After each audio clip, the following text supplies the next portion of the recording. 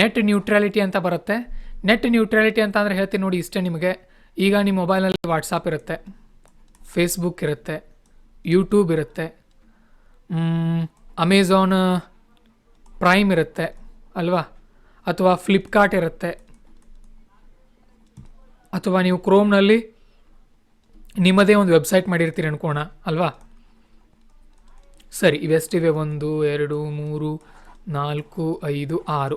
Okay, ನಿಮ್ಮ ಮೊಬೈಲ್ನಲ್ಲಿ ಇಷ್ಟು ಅಂಶಗಳನ್ನ ನೀವು ಬಳಸ್ತೀರಿ ಅನ್ಕೊಳ್ಳೋಣ. ನಿಮ್ಮದು ಸಿಮ್ ಕಾರ್ಡ್ ಯಾವುದಿದೆ ಅನ್ಕೊಳ್ಳೋಣ. ಸಿಮ್ ಕಾರ್ಡು ಯಾವುದಿರಲಿ ನಿಮ್ಮದು. ಈಗ ದೇಶದಲ್ಲಿ ನಂಬರ್ 1 ಜಿಯೋನೇ ಇದೆ, ಸೊ ಜಿಯೋ ಇದೆ ಅಂದ್ಕೊಳ್ಳೋಣ. ಈಗ ನೀವು ಸಿಮ್ ಕಾರ್ಡ್ ಯಾಕೆ ಹಾಕ್ತೀರಿ ನಿಮ್ಮ ಮೊಬೈಲ್ಗೆ? ಜಿಯೋದವ್ರು ಏನು ಕೊಡ್ತಾರೆ ನಿಮಗೆ? ಇಂಟರ್ನೆಟ್ ಕೊಡ್ತಾರೆ ಅಲ್ವಾ.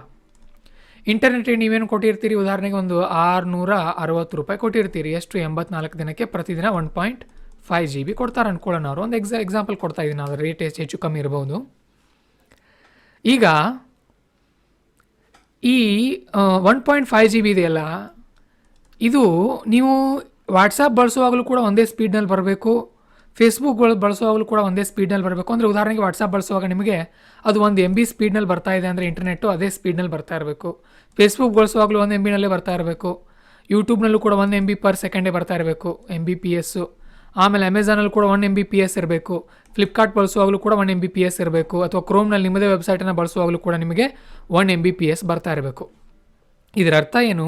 ನೀವು ಯಾವುದಾದ್ರೂ ಅಪ್ಲಿಕೇಶನನ್ನು ನಿಮ್ಮ ಮೊಬೈಲ್ನಲ್ಲಿ ಬಳಸ್ಕೊಳ್ಳಿ, ಓಕೆ, ಬಟ್ ನೀವೇನು ಸಿಮ್ ಕಾರ್ಡ್ಗೆ ರೊಕ್ಕ ದುಡ್ಡು ಕೊಟ್ಟಿದ್ದೀರಲ್ವಾ, ಆ ದುಡ್ಡಿಗೆ ಅವರು ಸೇಮ್ ಆದಂಥ ಇಂಟರ್ನೆಟ್ ಸ್ಪೀಡನ್ನು ಕೊಡಬೇಕಾಗುತ್ತೆ ಎಲ್ಲ ಅಪ್ಲಿಕೇಶನ್ಗಳಿಗೆ.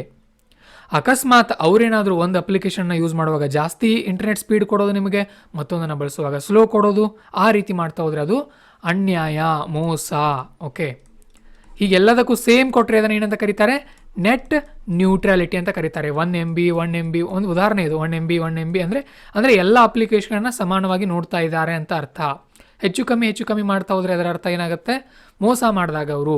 ಓಕೆ, ಅಂದರೆ ಹಿಂದೆ ಏನಾಗಿತ್ತು ಗೊತ್ತಾ? ಒಂದು ಸಾರಿ 2013ರಲ್ಲಿ ಫೇಸ್ಬುಕ್ನವರು ಏನು ಮಾಡಿದರು ಅಂದರೆ, ಈ ರಿಲಯನ್ಸ್ ಸಂಸ್ಥೆ ಇತ್ತವಾಗ, ರಿಲಯನ್ಸ್ ಸಿಮ್ನ ಬಳಕೆದಾರರಿಗೆ ಮಾತ್ರ ಕೆಲವೊಂದು ಆಫರ್ಗಳನ್ನ ಕೊಟ್ಟಿದ್ರು. ಅವರು ಯಾರು ಬಳಸ್ತಾರೆ ಅವರು ಮಾತ್ರ ಕೆಲವೊಂದು ವೆಬ್ಸೈಟ್ಗಳನ್ನ ಓಪನ್ ಮಾಡ್ಬೋದು.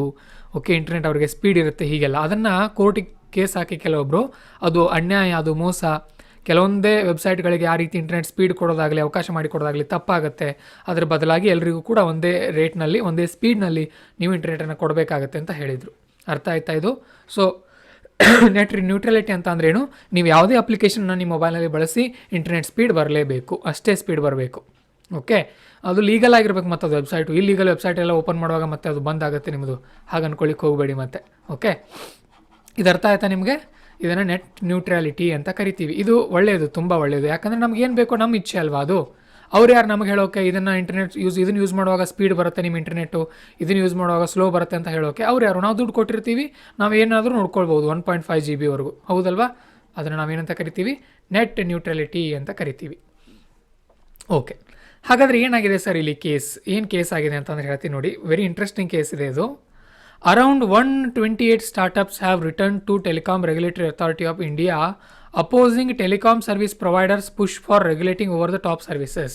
ಓಕೆ, ಹೇಳ್ತೀನಿ ನೋಡಿ ಏನಾಗ್ತಾ ಇದೆ ಅಂದರೆ ಗಮನ ಇಟ್ಕೊಂಡು ಕೇಳಿ.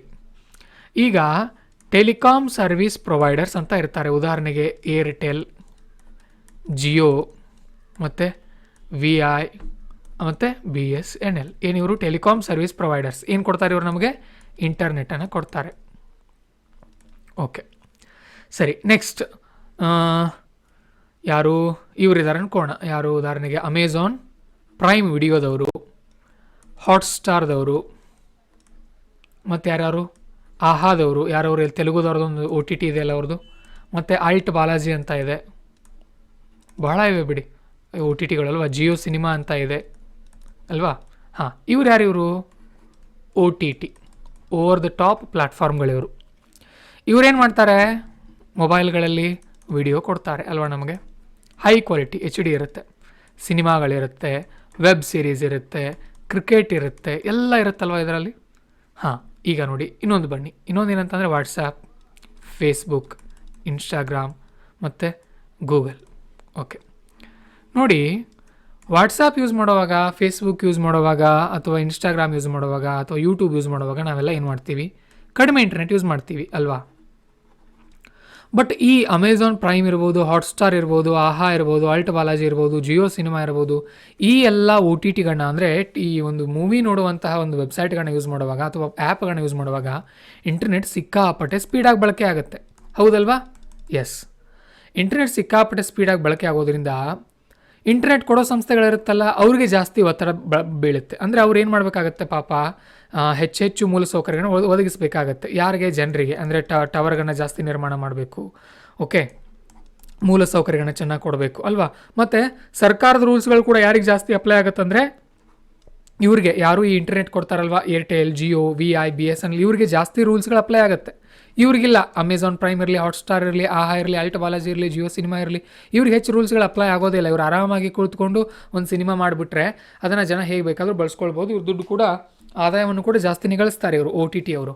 ಹಾಗಾಗಿ ಇದು ಯಾರಿಗೆ ತೊಂದರೆ ಆಗ್ತಾ ಇದೆ ಅಂದರೆ ಈ ಏರ್ಟೆಲ್, ಜಿಯೋ, VI ಇಂತಹ ಸಿಮ್ ಕಾರ್ಡ್ ಕೊಡುವಂಥ ಸಂಸ್ಥೆಗಳಿಗೆ, ಇಂಟರ್ನೆಟ್ ವ್ಯವಸ್ಥೆ ಕೊಡುವಂಥ ಸಂಸ್ಥೆಗಳಿಗೆ ಲಾಸ್ ಆಗ್ತಾ ಇದೆ ಇವರಿಗೆ.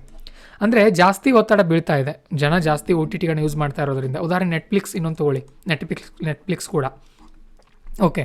ಅದಕ್ಕೋಸ್ಕರ ಇವ್ರೇನು ಮಾಡಿದರು, ಇವರಂದರೆ ಯಾರಿವರು, ಈ ಇಂಟರ್ನೆಟ್ ಪ್ರೊವೈಡರ್ಗಳು ಈ ಸಂಸ್ಥೆಗಳಿಗೆ ನೋಟಿಸ್ ಕೊಟ್ಟರು. ಏನು ನೋಟಿಸ್ ಕೊಟ್ಟರು ಅಂದರೆ, ನೋಡಿ ನಿಮ್ಮ ಸಲುವಾಗಿ, ನಿಮ್ಮ ಕಾರಣದಿಂದಾಗಿ ನಮಗೆ ಜಾಸ್ತಿ ಒತ್ತಡ ಬೀಳ್ತಾ ಇದೆ, ನಮ್ಮ ಇಂಟರ್ನೆಟ್ ವ್ಯವಸ್ಥೆನ ನಾವು ಇನ್ನೂ ಸುಧಾರಿಸ್ಕೊಳ್ಬೇಕಾಗಿದೆ, ಓಕೆ, ಜನ ನಿಮ್ಮ ಒಂದು ಪ್ರಾಡಕ್ಟ್ಗಳನ್ನ ಜಾಸ್ತಿ ಬಳಸ್ತಾ ಇದ್ದಾರೆ, ಹಾಗಾಗಿ ನೀವು ನಮಗೇನು ಮಾಡಿ ಸ್ವಲ್ಪ ಫೀಸ್ ಕೊಡಿ ಅಂತ ಹೇಳಿದರು. ಯಾರು ಹೇಳಿದರು? ಈ ಜಿಯೋದವರು, ಏರ್ಟೆಲ್ದವರು, BSNL, VIದವರು ಇವರಿಗೆ ಲೆಟರ್ಗಳನ್ನ ಬರೆದ್ರು, ಓಕೆ. ಆಗ ಇವ್ರೇನು ಮಾಡಿದ್ರು, ಟ್ರೈ ಬಳಿ ಹೋದರು. TRAI, ಅರ್ಥ ಆಯ್ತಾ? ಟ್ರೈ ಅಂದರೆ ಯಾವುದು? Telecom regulatory authority of India, Bharat ಸರ್ಕಾರದ ಒಂದು ಪ್ರಾಧಿಕಾರ ಇದು, ಓಕೆ. ನಮ್ಮ ದೇಶದಲ್ಲಿ ಈ ಇಂಟರ್ನೆಟ್ ವ್ಯವಸ್ಥೆ, ಟೆಲಿಕಾಮ್ ಇದೆಲ್ಲವನ್ನು ಕೂಡ ಇವರೇ ನಿರ್ವಹಿಸ್ತಾರೆ. ಇವ್ರಿಗೇನು ಲೆಟರ್ ಬರೆದ್ರು ಇವರು, ನೋಡಿ ನೆಟ್ ನ್ಯೂಟ್ರಲಿಟಿಯ ವಿರುದ್ಧ ಹೋಗ್ತಾ ಇದ್ದಾರೆ ಈ ಏರ್ಟೆಲ್ ಮತ್ತು ಜಿಯೋ, VI, BSNLನವರು ನಮಗೆ ಜಾಸ್ತಿ ಎಕ್ಸ್ಟ್ರಾ ಫೀಸ್ ತೊಗೊಳ್ತಾ ಇದ್ದಾರೆ, ನಮ್ಮ ಹತ್ರ ನಮಗೆ ಅನ್ಯಾಯ ಆಗ್ತಾ ಇದೆ, ನಮ್ಮನ್ನು ಕಾಪಾಡಿ ಅಂತ ಇವರು ಲೆಟರ್ ಬರೆದಿದ್ದಾರೆ. ಅರ್ಥ ಆಯ್ತಾ? ಇದು ಬಹುಶಃ ನಿಮ್ಗೆ ಚೆನ್ನಾಗಿ ಅರ್ಥ ಆಗಿದೆ ಅಂದ್ಕೊಳ್ತೀನಿ ನಾನು ಇದ್ರ ಬಗ್ಗೆ, ಈ ಟಾಪಿಕ್ ಬಗ್ಗೆ, ಓಕೆನಾ. ಸೊ ಲೆಟ್ರ್ ಬರೆದಿದ್ದಾರೆ, ಮುಂದೇನಾಗುತ್ತೆ ನೋಡೋಣ, ಸರಿನಾ? ಅಷ್ಟು ಗೊತ್ತಿರಲಿ. OTT ಮತ್ತು ಟೆಲಿಕಾಮ್ ಸರ್ವಿಸ್ ಪ್ರೊವೈಡರ್ ಬಗ್ಗೆ ಹೇಳಿದೆ ನಾನು. TSP ಅಂದರೆ ಏನಿದು? ಏರ್ಟೆಲ್, ಜಿಯೋ ಅನ್ನಂತಹ ಒಂದು ಸಿಮ್ ಕಾರ್ಡ್ಗಳು. OTT ಅಂತ ಅಂದರೆ ಇವೆ, ನಾವು ಮೂವಿ ನೋಡ್ತೀವಲ್ಲ ಅಂಥ ಸಂಸ್ಥೆಗಳು. ನೆಟ್ ನ್ಯೂಟ್ರಲಿಟಿ ಅಂತ ಅಂದರೆ ಏನಂತ ಹೇಳಿದೆ ನಾನು, ಫೇಸ್ಬುಕ್ ಫ್ರೀ ಬೇಸಿಕ್ಸ್ ಬಗ್ಗೆ ಹೇಳಿದೆ. 2013ರಲ್ಲಿ ಫೇಸ್ಬುಕ್ ಆ ರೀತಿ ಮಾಡಿತ್ತು. ಏನು ಮಾಡಿತ್ತು ಅಂದರೆ, ಯಾರು ರಿಲಯನ್ಸ್ ಸಿಮ್ ಇರುತ್ತೆ ಅವ್ರಿಗೆ ನಾವು ಅನುಕೂಲ ಮಾಡಿಕೊಡ್ತೀವಿ ಅಂತ ಹೇಳಿತ್ತು. ಬಟ್ ಅದರ ವಿರುದ್ಧ ಟ್ರೈದವ್ರು ಏನು ಮಾಡಿದರು, ಬ್ಯಾನ್ ಮಾಡಿದ್ರು ಅದನ್ನು. ಆ ರೀತಿ ಕೊಡೋ ಹಾಗಿಲ್ಲ, ನೀವು ಎಲ್ಲರಿಗೂ ಕೂಡ ಸಮಾನವಾದ ಇಂಟರ್ನೆಟ್ ಸ್ಪೀಡನ್ನು ಕೊಡಬೇಕಂತ ಹೇಳಿದರು, ಓಕೆ. ಹಾಗಾದರೆ ಏನು ಸರ್ ಪ್ರಿನ್ಸಿಪಲ್ಸ್ ಏನೇನಿದೆ ನೆಟ್ ನ್ಯೂಟ್ರಲಿಟಿ ಅಂತ ಬಂದಾಗ ನೋಡಿ, equal access to all internet users. Internet ಯಾರೇ ಬಳಸ್ತಾ ಇರಲಿ, ಎಲ್ಲೇ ಬಳಸ್ತಾ ಇರಲಿ, ಸೇಮ್ ಆಗಿ ಕೊಡಬೇಕು. ನಾನ್ ಡಿಸ್ಕ್ರಿಮಿನೇಷನ್, ಹೆಚ್ಚು ಕಮ್ಮಿ ಕೊಡಬಾರ್ದು. ಟ್ರಾನ್ಸ್ಪರೆನ್ಸಿ, ಪಾರದರ್ಶಕವಾಗಿರಬೇಕು. No paid privatisation. ಈಗ ಕೆಲವೊಬ್ರು ಆ್ಯಪ್ನವ್ರು ಏನು ಮಾಡ್ತಾರೆ, ನಾವು ನಿಮಗೆ ದುಡ್ಡು ಕೊಡ್ತೀವಿ, ನಮ್ಮ ಇಂಟರ್ನೆಟ್ ಸ್ಪೀಡ್ ಜಾಸ್ತಿ ಕೊಡಿ ನಮ್ಮ ಆ್ಯಪಿಗೆ ಅಂತ ಹೇಳ್ತಾರೆ. ಹಾಗೆಲ್ಲ ಮಾಡೋ ಹಾಗಿಲ್ಲ. ಮತ್ತು no throttling of speeds for specific website. Throttling ಅಂದ್ರೆ ಏನು? ಕಡಿಮೆಗೊಳಿಸು, ವೇಗವನ್ನು ಕಡಿಮೆಗೊಳಿಸೋದು, ಅದೆಲ್ಲ ಮಾಡೋ ಹಾಗಿಲ್ಲ. No blocking, okay. ಲೀಗಲ್ ವೆಬ್ಸೈಟ್ಗಳನ್ನ ಬ್ಲಾಕ್ ಮಾಡೋ ಹಾಗಿಲ್ಲ. ಇಲ್ಲೀಗಲ್ ಇದ್ದರೆ, ಸರ್ಕಾರ ಬ್ಯಾನ್ ಮಾಡಿದರೆ ಅಂಥ ವೆಬ್ಸೈಟ್ಗಳನ್ನ ಬ್ಯಾನ್ ಮಾಡ್ಬೋದು. ಸರ್ಕಾರ ಬ್ಯಾನ್ ಮಾಡಿಲ್ಲ ಅಂತಂದರೆ ಎಲ್ಲ ವೆಬ್ಸೈಟ್ಗಳನ್ನ, ಯಾವುದೇ ವೆಬ್ಸೈಟ್ಗಳನ್ನ ಬ್ಯಾನ್ ಮಾಡೋ ಹಾಗಿಲ್ಲ. ಅರ್ಥ ಇದೆ ನಿಮಗೆ? ಇಷ್ಟಿರಬೇಕು.